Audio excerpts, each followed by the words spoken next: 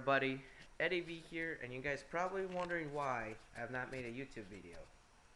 And this is an reef tank update video, and I had to restart it because whenever you leave, don't ever leave your cat with your tank. She stepped on one of my LED lights and it fell in the water and electrified every single fish. The breaker did not come off, and the electricity was still running except one light was not working, but all the lights was still shooting electricity.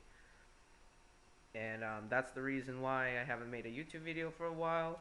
But here's a tip: don't ever leave your cat with your fish tank alone when you're going on a vacation for more than one day. If you're going for like 2 days, put her in the garage with her like food or whatever, or in another room. But don't ever leave her alone. Now, the bad side about that, I had to clean all my live rock with muriatic acid and completely take off all my tank, take all the sand out, take all the water, clean every single pump and filter. And the good news is I got a 40-gallon sump instead. So it starts with the same overflow that I use in the RP3, which is the wet dry filter, whatever I use to start the tank with.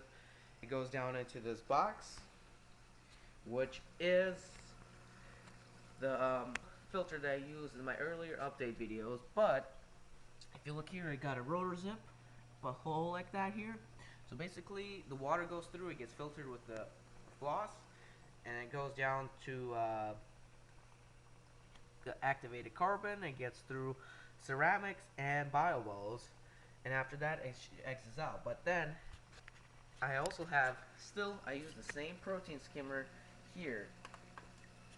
Still use the same protein skimmer here that I used before on the same one. It works just as well. Now, other stuff, just so you know guys, it's a 30-gallon stub.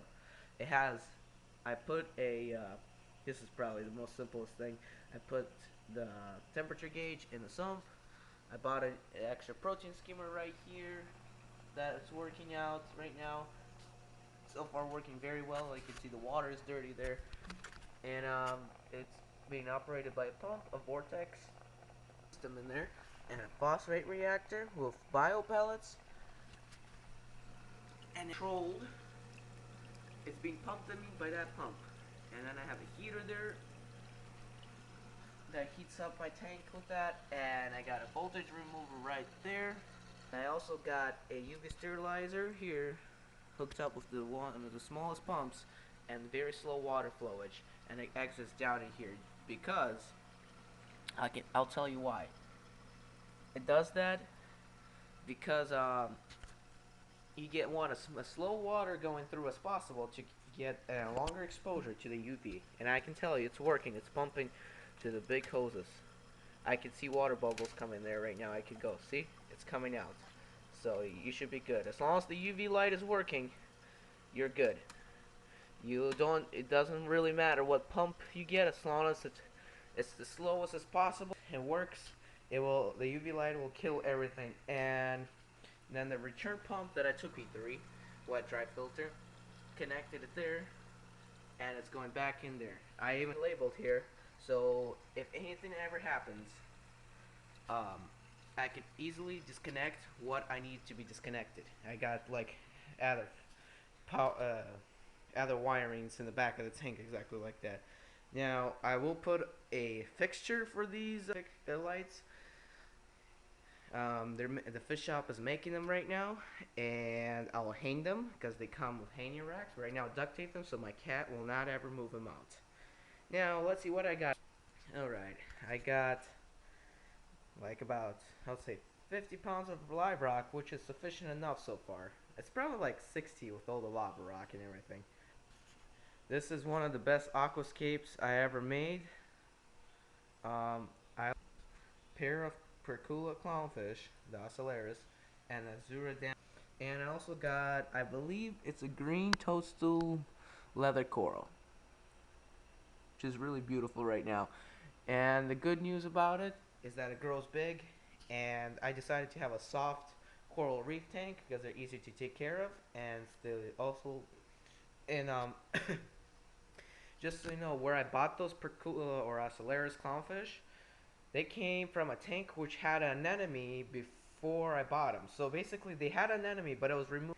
I think someone bought it or they moved it to another tank. But anyway, they were going in an anemone there was like a big group of clownfish that were going at an enemy, and the fish shop said if you buy an enemy for them, they should probably. So I mean, they can probably go into any other leather corals or any type of other coral. It's still fun to see them go anemone, which I'll probably buy them a small bubble anemone. But right now they're a beautiful pair, very cute, and they just love my tank swimming back and forth in the big wide like ocean. This probably will take a whole summer project to complete everything. My next thing would be probably to buy, but we'll see.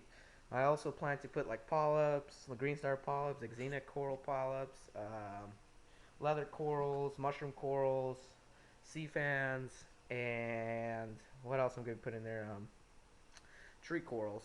So, you guys think about it. If I should do soft coral, I know I decided to go do soft coral, but it's your comments to like and subscribe, and also I'll be giving you guys a little hint that sooner or later, a new season, or actually a new topic, is coming out on my channel. It's gonna be called Reef Talk, and it's gonna include me and Steve and Dane from East Shore Coral in West Columbia on 378 Boulevard.